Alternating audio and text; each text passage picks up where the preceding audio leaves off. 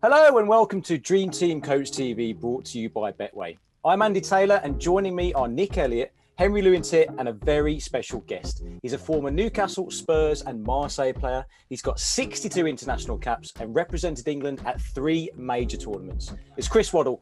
Chris, thanks very much for joining us. Pleasure. Coming up on this week's show. Looks great, but it can also cost you. I think today the manager's your mate. It will become the main actor when Christian eventually hangs him up when he's about 58, 59. Me personally, I would have took Ward-Prowse in. And as he put it through his legs, he went nuts. And I still remember this to this day. It's nearly here. We've only been waiting a year for the Euros, but before we talk about Gazza squad, there's a more important team you need to focus on. Your dream team. Time is running out to pick your team, so make sure you do before the tournament starts. There's some big decisions to be made with the tournament stacked with the best players in Europe. Thankfully, we've got Chris here to help. So the first one I'm going to throw at you is Mbappe or Ronaldo? Probably 2-3 seasons ago, would have been such an easy answer, Ronaldo, wasn't it? But given an opportunity, we know he's still got the technique and the touch. He's looked after himself ever so well. You know, he will score in this tournament. There's no doubt about that. But I just think Mbappe, as he's getting older now, he's getting better and better. And then we've got 2 Prem superstars in midfield. So we've got De Bruyne or Bruno. Fernandes is so important to Man United. But I just think Kevin De Bruyne has Man City had a slow start. They weren't really firing. Then they sorted themselves out. And then De Bruyne went into a period of 3 or 4 months where he was just unplayable. Bruno hasn't really showed his form for Portugal that he has at club level. You know, he's got two goals and 28 caps, which is obviously nothing compared to what he's been racking up for Man United recently. Although obviously De Bruyne is expected to miss the first game while he recovers from his facial injury. So Dream Team Euros bosses could maybe go for Bruno in the first one because they got Hungary first up and then switch to De Bruyne after that. Yeah, I think with Fernandes, again, it's the Man United role suits him. When you play with Portugal, it doesn't matter where you play, you've got to play second fiddle to Cristiano Ronaldo, haven't you? Let's be honest. So it will become the main actor when Christian eventually hangs him up when he's about 58, 59. And then finally, Chris, can I get a centre-back? So Diaz or Varane? Again, maybe 2-3 years ago, I would have said Varane. I think he's when he came on the scene, he was outstanding. And everybody thought, wow, you know, this guy's going to be for years to come. I think he lost his way a little bit, as probably Real Madrid did a little bit. You know, when you're playing with players like Ramos, when they're at that peak, Marcelo, it's quite easy to fit into a team where they're basically all top-class players, world-class players. And for me, I know he's picked up a few awards already in England, but Diaz has been outstanding for City, and I'd definitely go for him. What does Diaz do so well that reads the game well? Yeah, he reads the game ever so well, so he doesn't get in a position where you think, "Whoa, you've been caught out there." Yeah, odd things he'll do. I'm sure nobody's perfect, but I think he's just consistent at what he does. And Manchester City needed somebody like him in the back four. Is it slightly concerning that, say, we'll see John Stones in an England top without Diaz alongside him, or do you think Maguire could be as influential? I think they could be very similar. I don't think Harry Maguire will play the first game. Listen, I think with John Stones, you know, when you play football over the years, we used to watch players, and I've played with players, and you'd think, what a good centre half he is. What a good player, good on the ball, tidy, good on the ball. But you always knew they had a rick in them.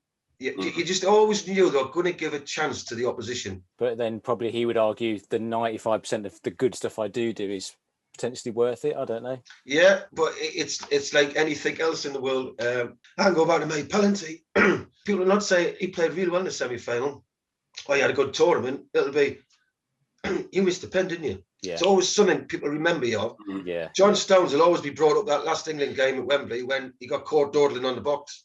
Unless John goes through this tournament without one mistake, you know, that's what he's got to do. He's got to go to a tournament or, you know, a season where you don't think, he didn't make one mistake this season. But I just think the way he plays, he always takes a risk at times, and that sometimes looks great, but it can also cost you. So England players on Dream Team, you can't have a Dream Team without picking an English player.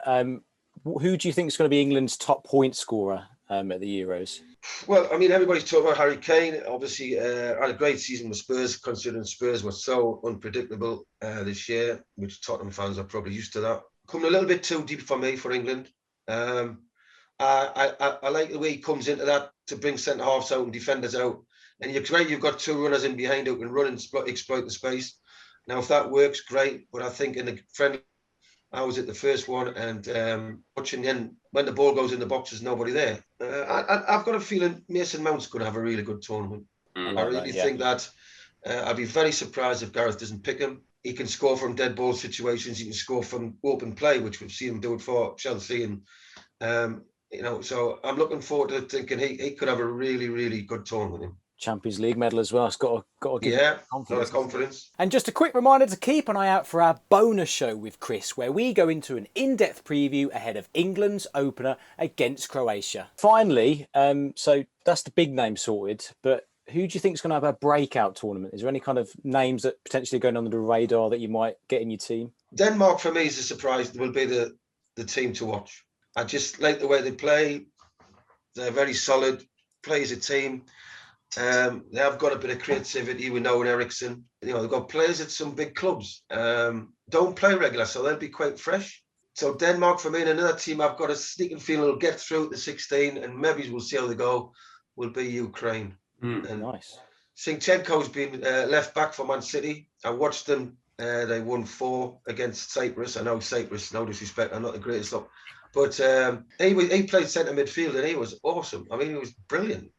His vision and passing, and they've got a player from Atlanta. They've got a couple other players who are playing at a better level now. So I think Shevchenko's got a side there, which is going to upset a few teams. Yeah, Ukraine is a great shout. They finished top of their qualifying group ahead of Portugal. And as Chris says, they've got Zinchenko and Malinovsky, who plays for Atalanta. Yeah, finished top of the Serie A for assists and scored 8 goals as well. He basically helped them finish the season really strong to help them finish qualify for the Champions League. So Ukraine's a great show. Okay, so those are Chris's top picks for this Dream Team Euros. Make sure you sign up and get a team submitted. And there's a link in the description below for the game.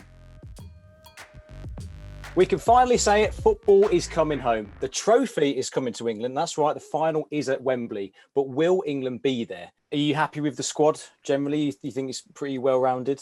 Yeah, I mean, he brought Waite in, who can play at full-back at a push, I'm sure. Can play centre-half, can play centre-mid. I can understand that thinking. Me, personally, I would have took Ward-Prowse in. When you get to the latter stages or through the group stage, you start playing the big boys, and the games will be very tight, and it's like a set piece could win it.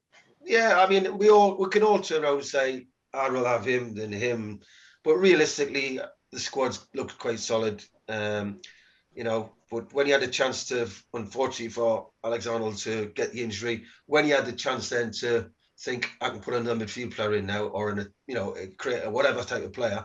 Yeah. He's gone for a defensive player again. So maybe that was the only one I thought he got wrong. I'm going to ask you about Gareth as well. But I mean, so I was actually at St George's on Tuesday. It genuinely was a real buzz around the place. Like everyone was smiling. I mean, Phil Foden came in with his new Barnet. It just seems like that whole kind of mentality in the England camp has been changed. And it does, you get that vibe of everyone's friends. They're all on each other's level. And I don't know whether it was like that, when you played for England, where there was these kind of well-spoken about kind of fractions between different clubs. Yeah. I think today the manager's your mate. I think when we played, if a manager walked in the room, everybody went quiet. A lot got up and left the room. The manager had this authority about him. But the game's changed, and you've got to be on the player's side now. I think Gareth, when he probably packed up, it was changing, and he's realised, obviously managing at Middlesbrough and whatever, the sort of the fear factor of a manager or the bullies tactics of a manager have gone, long gone. You have got to speak to the players as if it's your mate. It's like, this is it. It's like, I'm a player, you're a player, the way they talk to them now. So whether I agree with it, time will tell.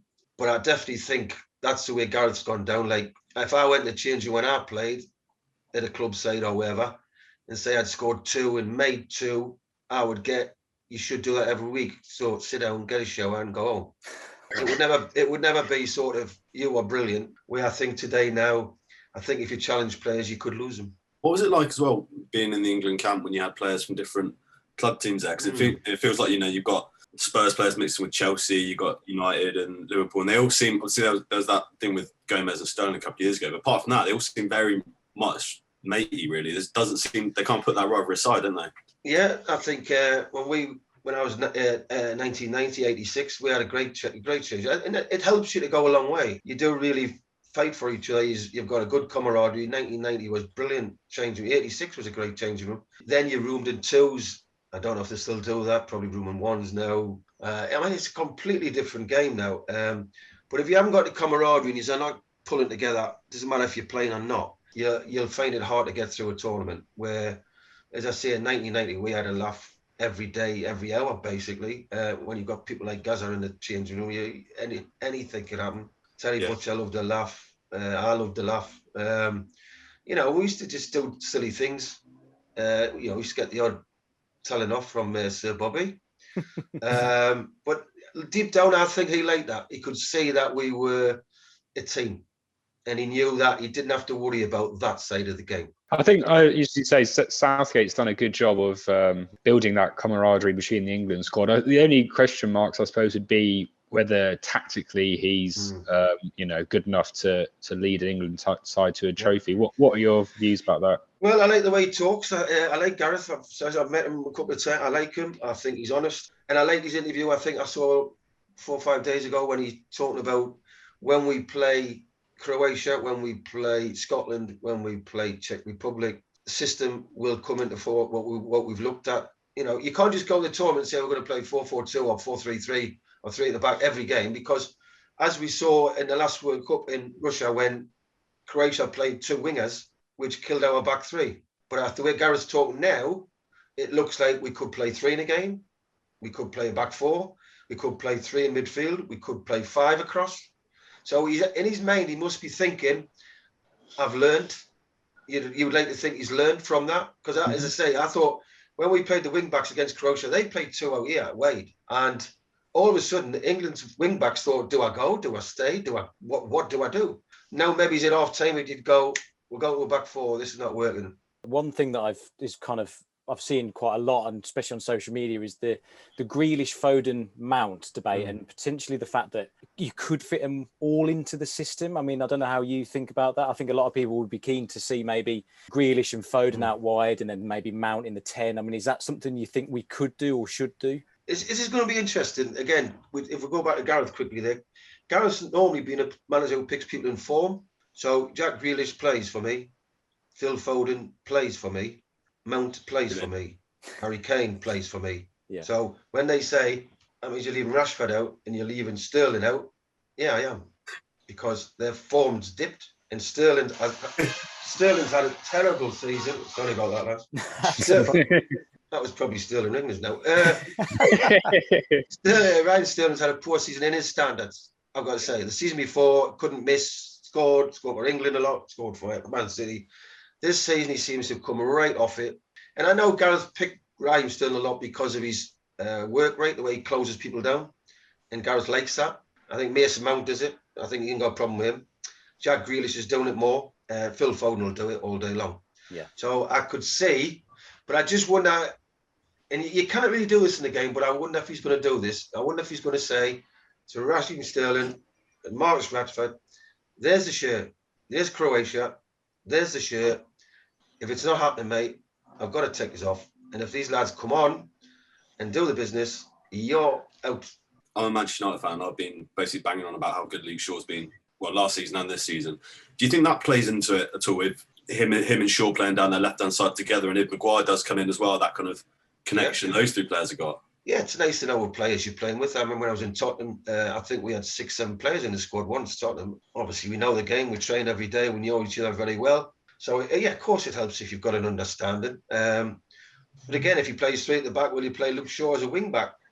Or if he plays a back 4, will he put Shaw in and leave Chilwell out?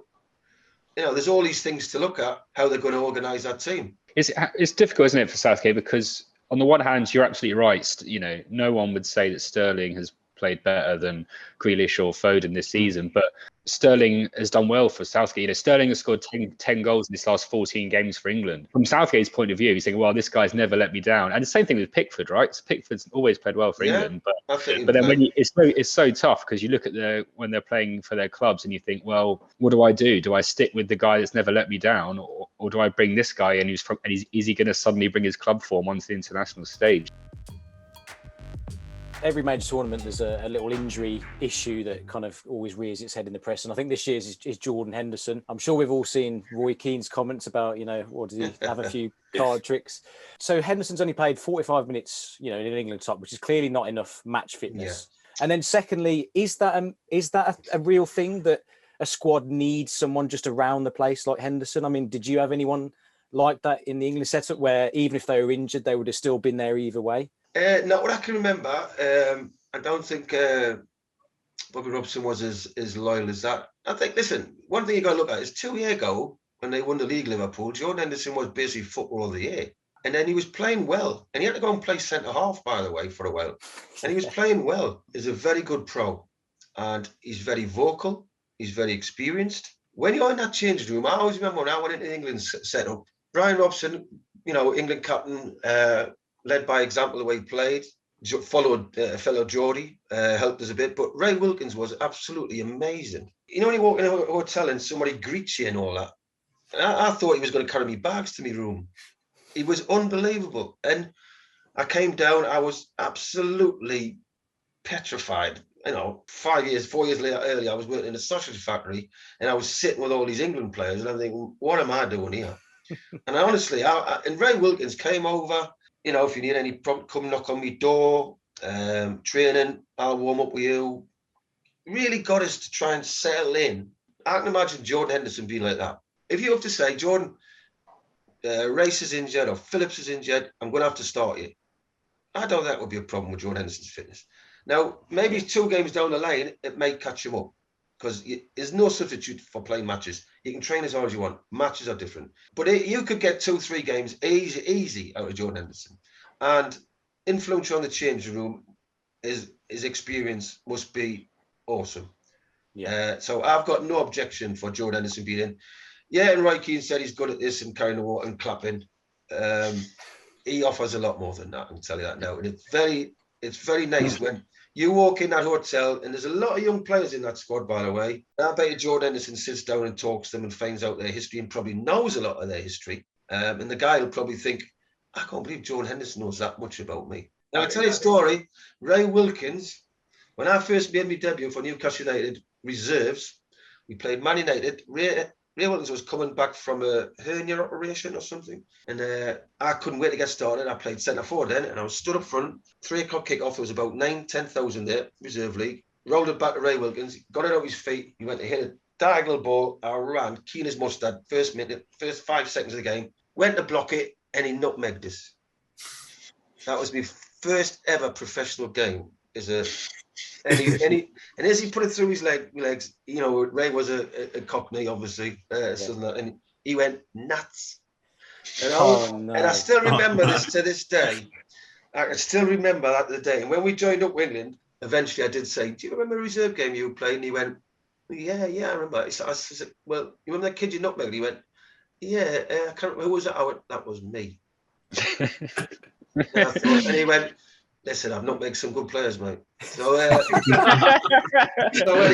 that was my introduction to football.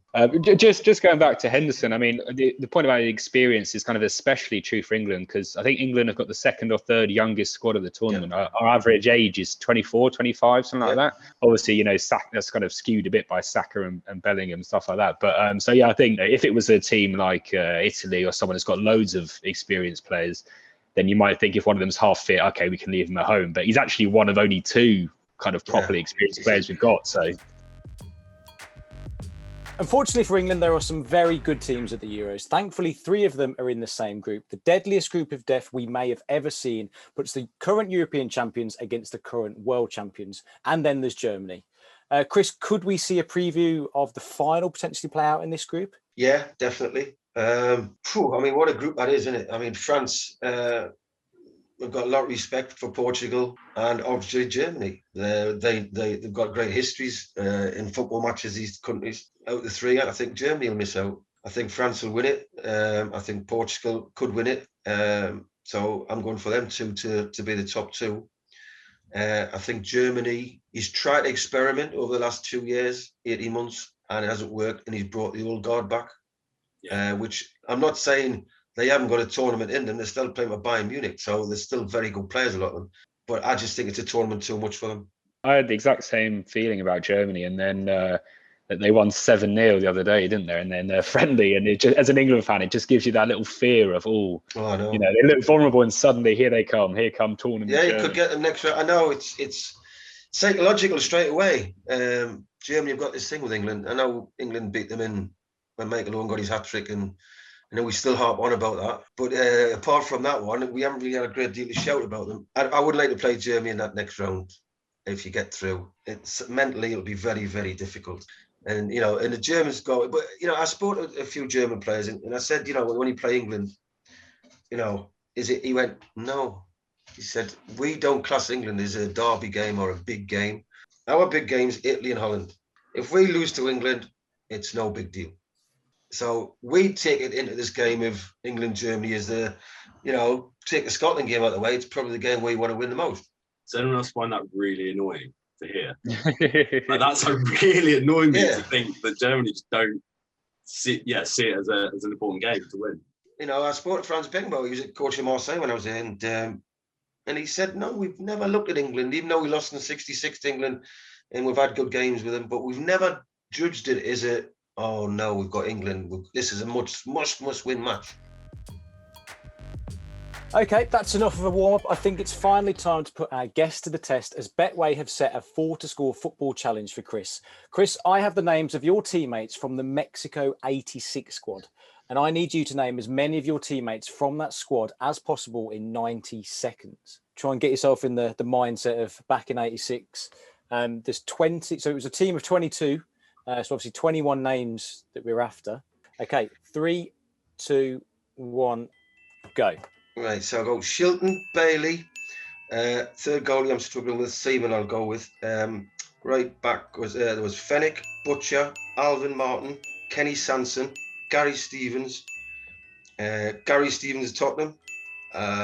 Peter Reid, Brian Robson, Glenn Hoddle, John Barnes, Chris Waddle, Kerry Dixon, Gary Lineker, Peter Beardsley.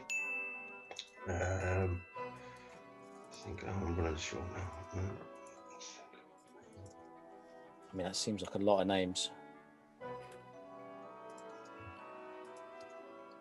I feel like we're missing two or three, are we? Got about 40 seconds left. Mm.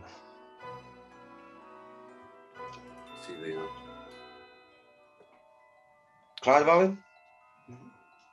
No. I think Clive went. Trevor Stephen, Steve Hodge. Yeah. I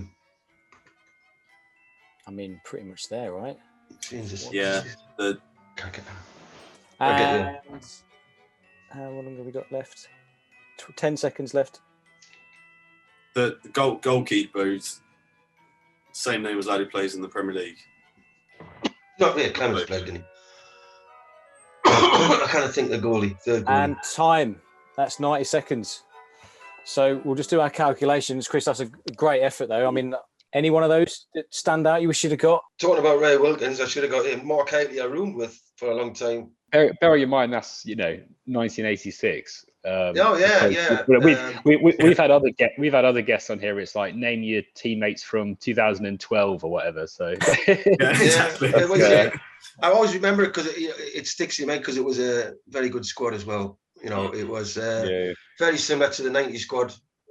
Could have won it, and camaraderie was brilliant. Okay, thanks, Chris. 17 out of 21 in the end on the Betway 4-to-score football challenge. Pretty impressive. I think probably as a percentage, that's got to be right up there with one of the best we've had. But that's it from us for this week's Stream Team Coach TV with Betway. Chris, thanks again for joining us today. And to everyone watching, if you haven't already picked a Dream Team, then sign up now. There's a link in the description below and you'll have the chance to win £50,000.